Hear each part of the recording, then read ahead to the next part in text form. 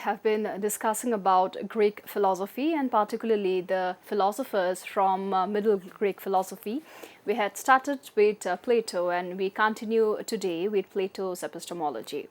This is Dr. Ananya Barua, Associate Professor in the Department of Philosophy, Hindu College. Now, the minute we take the name of Plato, we all are reminded about the magnum opus that he had written, the Republic, and we must understand that Plato had written more than 30 plus dialogues, many of which are equally profound and foundational to Western thought.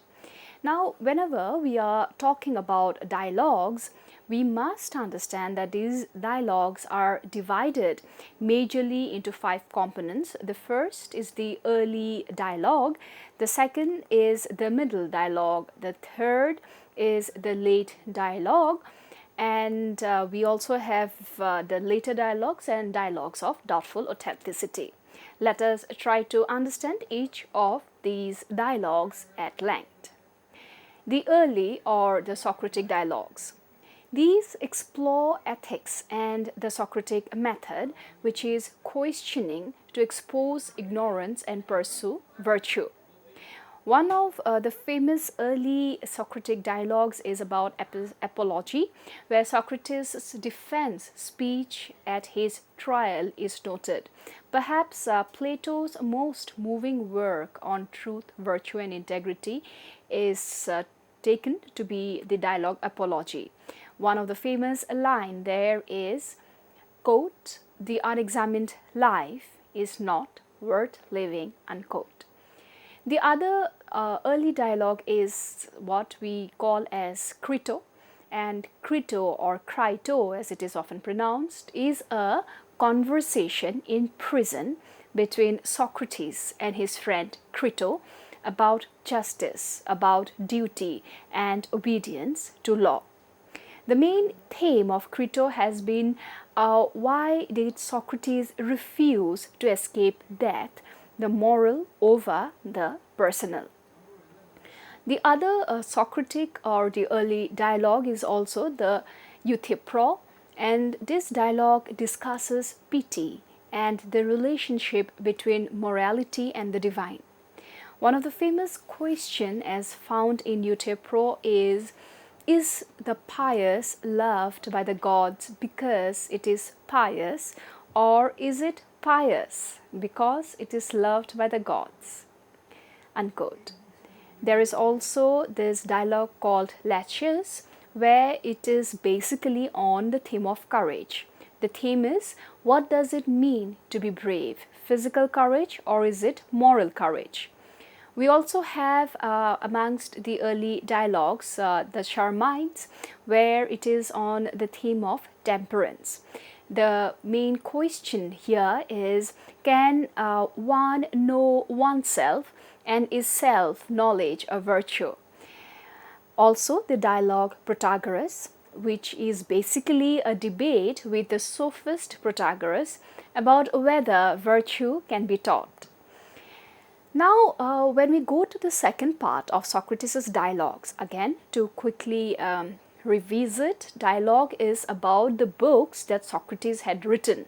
We no longer, or we do not really address them as books or works per se, but we entitle them as dialogues because in his works there will always be 2 components, the opponent and the proponent, and that is the reason why it is called as dialogues. Now, the second component, which is the middle dialogue, here these are Plato's mature works. It is interesting to note that as and when the components of dialogues mature, the maturity of Plato is also noted. So, if some of the dialogues, as in the early dialogues, could be considered childlike, the dialogues towards the middle or towards the later are considered more mature. Now, these middle dialogues are Plato's mature works, which are full of metaphysical and psychological depth, including the theory of forms. Now, for all the well-versed, we have to understand that for Plato, the philosophy of theory of forms is the be-all and end-all. The first of the major middle dialogue is Phaedo. Phaedo is about on the immortality of the soul, Socrates' last conversation before his death. It is famous for the four arguments for immortality and the description of that as a philosopher's liberation. And Phaedo, the article is, the book is significant for many people, especially the Oriental philosophers, find an overwhelming resemblance with the Atman theory or the idea of moksha here. The second important middle dialogue is Symposium. Now, Symposium is about eros or love, which is a series of speeches culminating in Socrates' account of Diotimus' ladder of love, ascending from physical beauty to divine beauty itself. Here in Symposium on Love, Eros, Socrates was very clear that one has to ascend from raw, crude or brute physical beauty to the concept of beauty itself, for the concept of beauty or the divine beauty itself is a blessed concept. If all of us are stuck in the realm of just the lowest level of beauty, which is just a physical beauty, we will not really be making much of spiritual progress. And perhaps the most poetic and influential of Plato's dialogues is this, definitely. Going ahead, there is also this dialogue called Phaedrus, and Phaedrus is about love, rhetoric, and the soul's journey. It includes the myth of the charioteer, and the theme is about the union of love, truth, and divine madness. There is also the dialogue called Meno. Meno is about on virtue and recollection.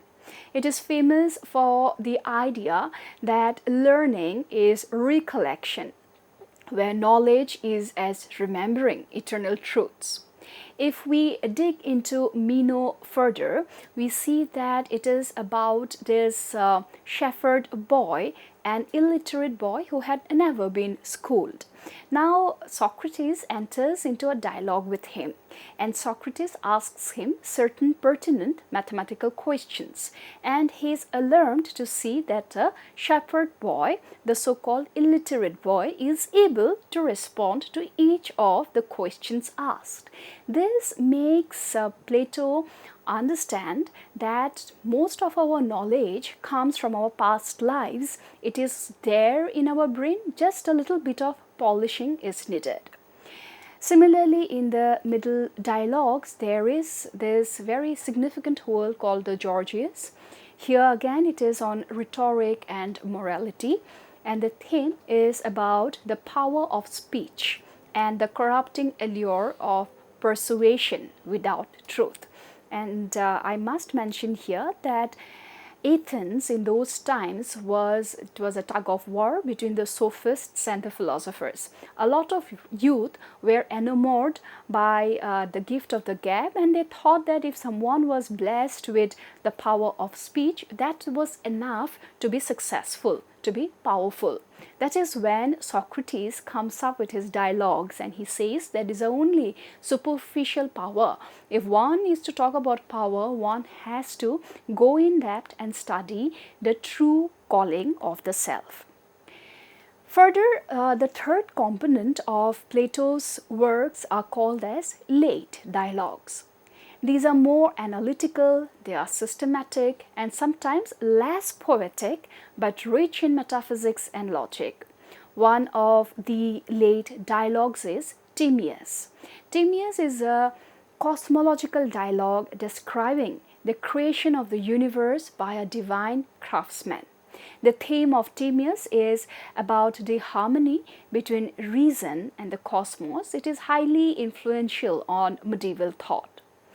There is also the dialogue called as Critias, which is a continuation of Timaeus, containing the famous myth of Atlantis.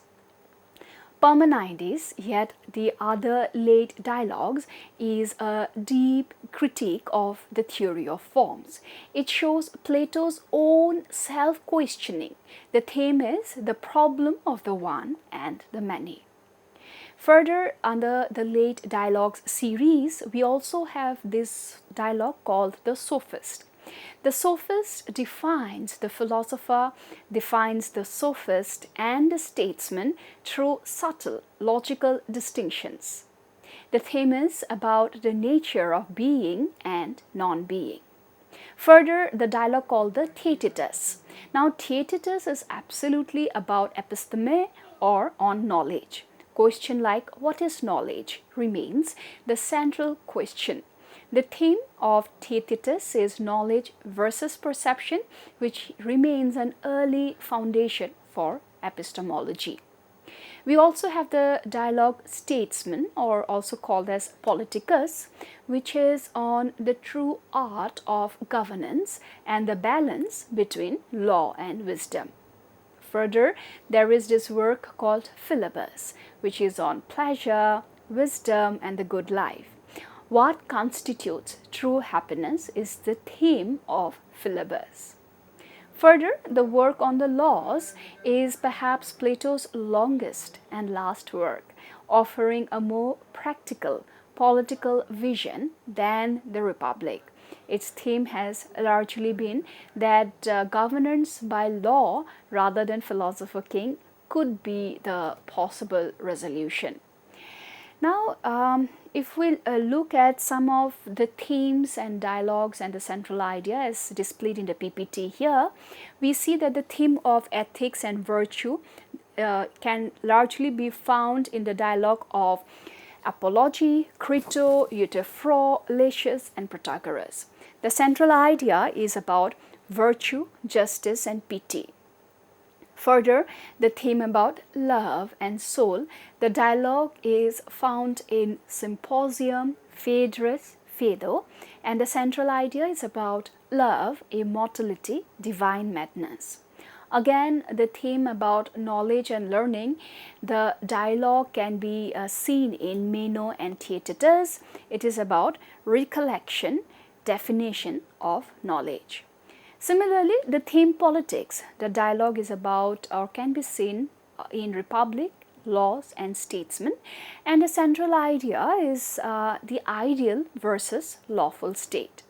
Metaphysics, the theme can be seen in dialogues such as Timaeus, Parmenides, Sophists, and the central idea is cosmos, forms, and being.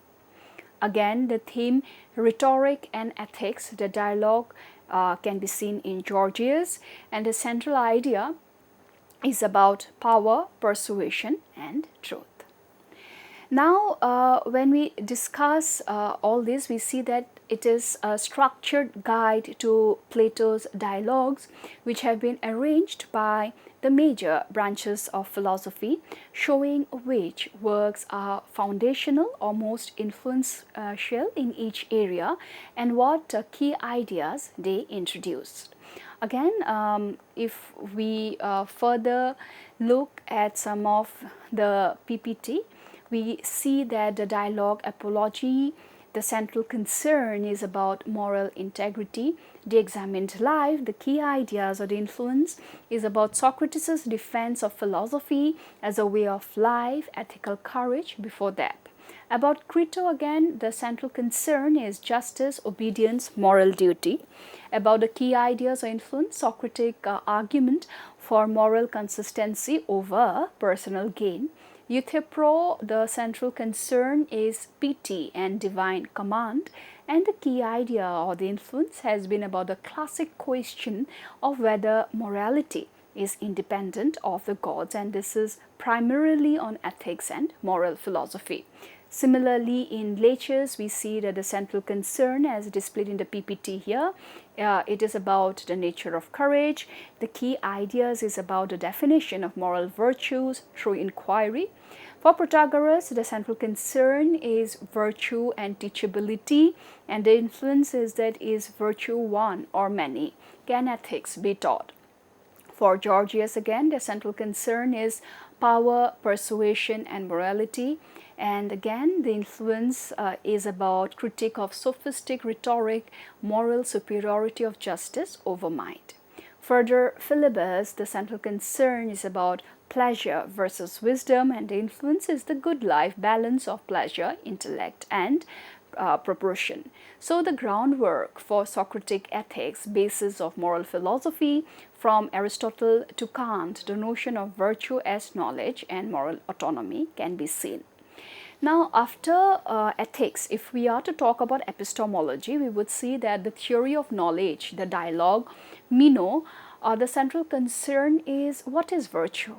How do we know it? The key idea is the doctrine of recollection, which is a paradox of inquiry. Again, the same can be seen in the work Theaetetus, where the concern is what is knowledge, and the influences, it defines knowledge as justified true belief or JTP, and it anticipates modern epistemology. The dialogue again Republic, which is from books primarily 5th to 7th, the central concern is knowledge versus opinion, and the key idea is the divided line, allegory of the cave, theory of forms as objects of true knowledge. Similarly, with the dialogue Sophist, the central concern is being, non-being, and falsehood, and the influence is how can we know or speak of what is not. The problem of error is the further key idea in the theory of knowledge here. And we see that the epistemological influence of these dialogues shaped modern thinkers of cognition, from Descartes' rationalism to Kant's transcendental idealism. Now, after ethics and epistemology, we come to the third domain of metaphysics and ontology, and we see that again the domain of metaphysics and ontology are bifurcated into central features here. The PPT that is being displayed here, we see that a dialogue Phaedo, the central concern is about the immortality of the soul or forms. The influence is about the arguments for soul's immortality, knowledge of eternal forms. Parmenides, again, we see about the one and the many, and the key idea is about Plato's self-critique of the theory of forms, unity versus multiplicity. Similarly, the dialogue Timaeus, the central concern is about the cosmos as ordered by reason, and the influence is demigod or the divine craftsman, harmony of matter and form. Further, about the sophist, the concern of being and not being is noted, and the influence of ontological distinctions prelude to Aristotle's categories is noted. And similarly, with Republic, specifically books 6 to 7, the metaphysical ascent to the good and the influence of the form of the good as the ultimate reality is noted. The influence, as we can see, is that it inspired Neoplatonism, Christian metaphysics, and the ontology of participation, being as derived from the good. Now, when we come to the fourth domain, after our ethics and epistemology and metaphysics, it is the political philosophy. Under political philosophy, the important dialogues are Republic, the statesman order politicus. We also have laws and Critias and Timaeus. The central concern of the Republic is justice and the ideal state. The key ideas or influences philosopher king, the tripartite soul, forms as political ideals.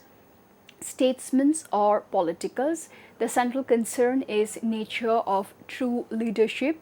Key ideas or influence, the statesman as a weaver harmonizing diverse citizens. Similarly, with laws, we see that the central concern is practical governance. The influence is the second best state ruled by law, not philosopher kings, religion and education in society. Similarly, with Timaeus, the central concern is the myth of Atlantis, and the influence is political allegory of moral decay and hubris. So, from Aristotle's Politics to Rousseau, Hegel and Rawls, Plato's dialogues remain the foundation of Western political thought. Now, as and when we are talking about these various domains of philosophy, the key themes that are seen in most of these dialogues, be it epistemology, be it metaphysics, ethics, and also political philosophy, it is just good to go to the fifth component of this theme now, and that is on aesthetics and love. Some of the important dialogues of the theme on aesthetics and love are Symposium, Phaedrus, Ion, and the Republic. Now, if we concentrate on the PPT that is being displayed here, we see that the Symposium, the central concern is about eros, or the nature of love. The influence is the dichotomous ladder, or the ascent from bodily love to the contemplation of the divine beauty.